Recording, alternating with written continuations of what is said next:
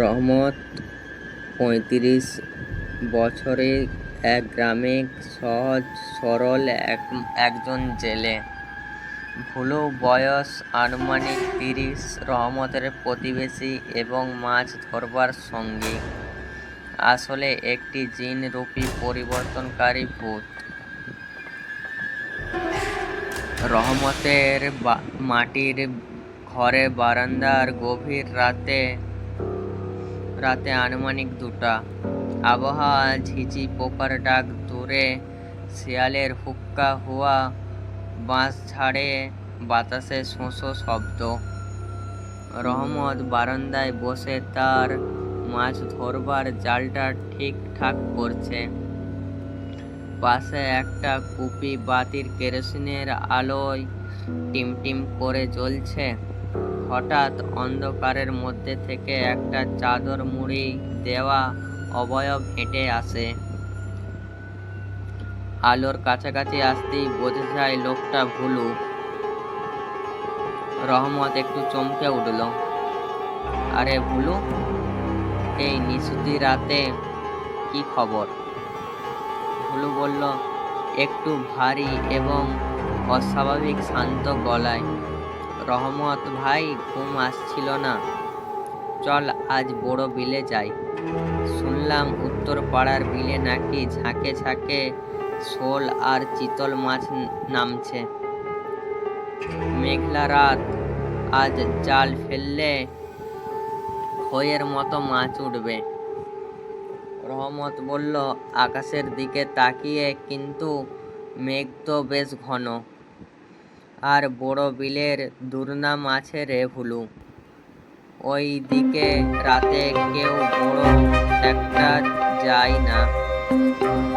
ভুলু বলল একটু অদ্ভুত ভাবে হেসে, আরে আমি তো আছি, ভয় কিসের? চল, দেরি করলে অন্য কেউ গিয়ে মাছ ধরে নিয়ে যাবে। রহমত একটু ইতস্তত করে, কিন্তু মাছের লোভে রাজি হয়ে যায়। সে তার কোচ, মাছ ধরবার দড়ি, হাতিয়ার আর হ্যারিকেনটা তুলে নেয়। স্থান বড় বিলের ধার। রাত 3টা।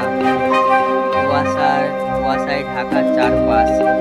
বিলের জল একদম স্থির, কালো কালচে মতো। মাঝে মাঝে জলের মধ্যে কোনো বড় মাছের ভাইস মারবার শব্দ। রহমত আর ভুলু নৌকায় করে বিলের মাঝখানে যাচ্ছে। রহমত লেগি ঠেলে আর ভুলু নৌকার লুহুতে বসে আছে। হ্যারিকেনের আলোয় চারপাশটা খুব আবছা দেখাচ্ছে। রহমত বলল, হ্যাঁ রে ভুলু, তোর গলার আওয়াজটা এমন শোনা যাচ্ছে কেন? ঠান্ডা লেগেছে নাকি? আর তুই আজ এত চুপচাপ কেন?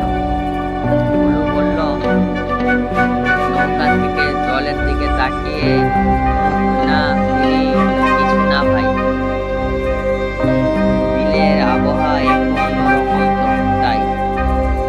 ওই দেখ, ওইখানে জাল ফেলছে। রহমত জাল ছুঁড়ে মারে। কিছুক্ষণ পর জাল টানতেই দেখা যায় প্রচুর মাছ উঠছে। রহমত খুব খুশি। রহমত বলল, ওরে বাপরে, এত মাছ! ভুলু, তুই তো ম্যাজিক দেখালি রে। চল এবার বাড়ি ফিরি, অনেক হয়েছে। ভুলু হঠাৎ খিল খিল করে হেসে ওঠে। এত তাড়াতাড়ি ফিরবি? এখনো তো আসল মাছ ধরাই হয়নি। বিলের মাঝখানে চরমে পৌঁছে উত্তেজনা।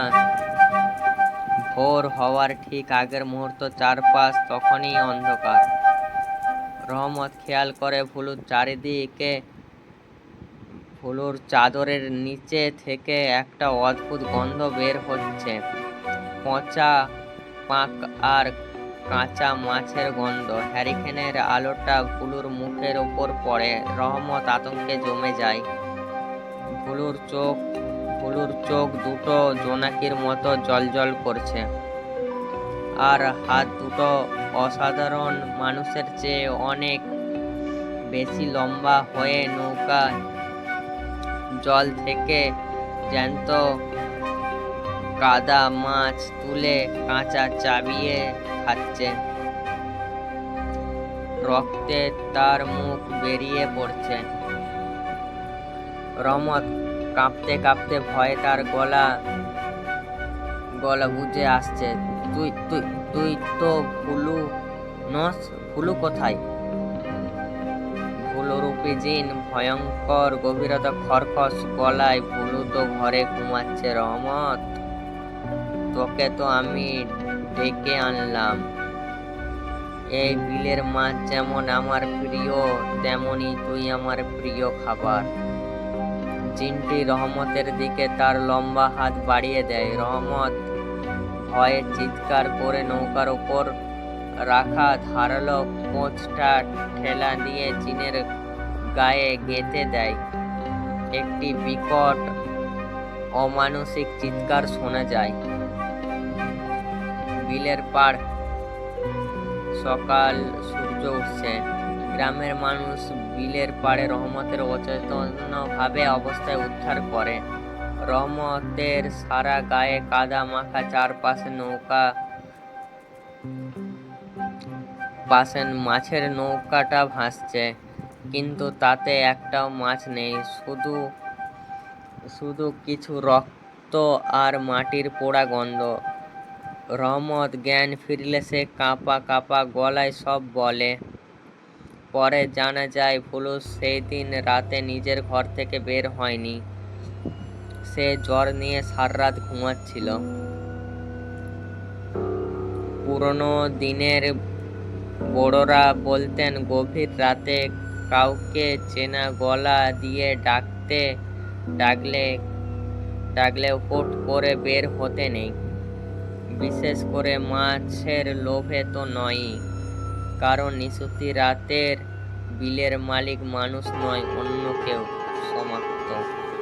বন্ধুরা, আজকের গল্পটি যদি আপনাদের ভালো লেগে থাকে তাহলে ফলো দিয়ে লাইক, কমেন্ট, শেয়ার করবেন।